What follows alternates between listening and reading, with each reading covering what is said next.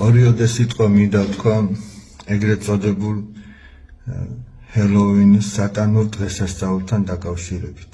მე რამდენადაც ვიცი 31 ოქტომბერს პარასკევს ზოგიერთი სკოლა ალბათ აღნიშნავს ამ დღესასწაულს და მინდა მივმართო დირექტორებს, მასწავლებლებს და შეკითხვა მინდა დაუსარო.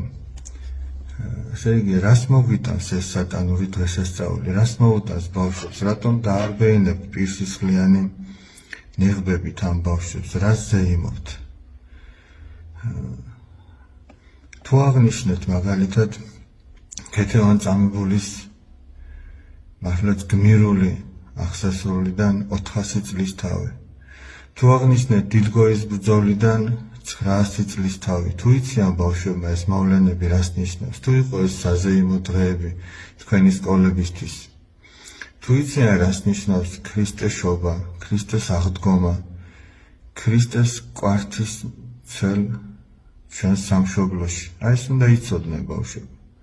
თუ იციან 1700 წლის თავი რომ მოდის საქართველოს გაქრისტიანებიდან, უпроსტად სახელმწიფო რელიგიათ აღიარებიდან, თორემ გაქრისტიანება პირველ საუკუნიდან მოდის.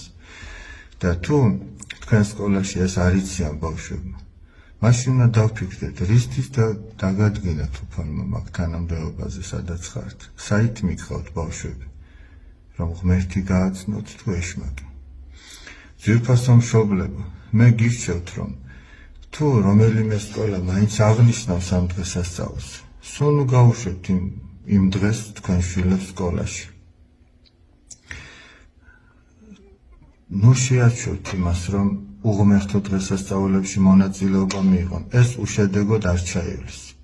და თუ რომელიმე ჩვენთაგანი შვილი ცუდად იქნება, მაშინ უღავიტყვით, რომ სად არის ღმერთი, რატომ არ გშველის და რატომ არ ასწავლით ბავშვებს ღმერთს, რატო ასწავლით ეშმაკს.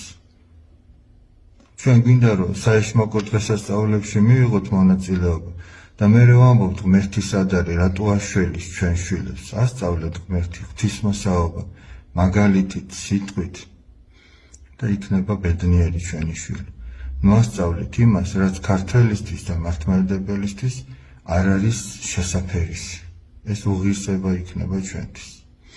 ჩემო ძვირფასო ბავშვებო, ჩემო მეგობრებო, იმის გამო რომ სხვა ასე აკეთებს, თქვენც ნუ გააკეთებთ. გამოიჩინეთ სიმტკიცე, თუნდაც გაიჩინონ თქვენზე იმის გამო, რომ თქვენ ამაში მონაწილეობას არ იღებთ.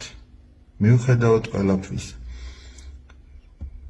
ჯობია სუფთა წყალში იდგე და დაგცინოდნენ, ვიდრე დაცინვის შეწყვეტის გამო ტალახიან წყალში ჩადგე მათთან ერთად, ვინც ტალახიანი წყლიდან დაგცინებენ. მე გისურვებთ, რომ ღმერთი შეიყვაროთ და უფალი ამბობს, სადაც მე ვიქნები, ჩემი მსახურიც იქ იქნება და სადაც უფალი იქ ბედნიერება. და მეორე მხრივ, ეშმაკი რას მოგცემს? თვითონ არ აქვს ბედნიერება და ჩვენ როგორ მოგცემს? და რაც აქვს, შიში, ტანჯვა, გაურკვევლობა, იმას კი მოგცემს, მაგრამ გინდა დეგა. ამიტომ ღმერთს ებარებოდეთ, გაუფრთხილდით თქვენს თავს. ამას ვამბობ არა იმიტომ, რომ ჩემი ვალია როგორც სასულიერო პირისა. ამას ვამბობ ბავშვების სიყვარულიდან გამომდინარე. ეშმაკს არ უნდა ჩვენი შვილების ბედნიერება და ტყუილა ზეიმობთ მის დღესასწაულებს. და ღმერთს უნდა ჩვენი შვილების ბედნიერება და გააცანით იგი. ღმერთს ებარებოდეთ, აბა მშვიდობიანი დღე გქონდეთ.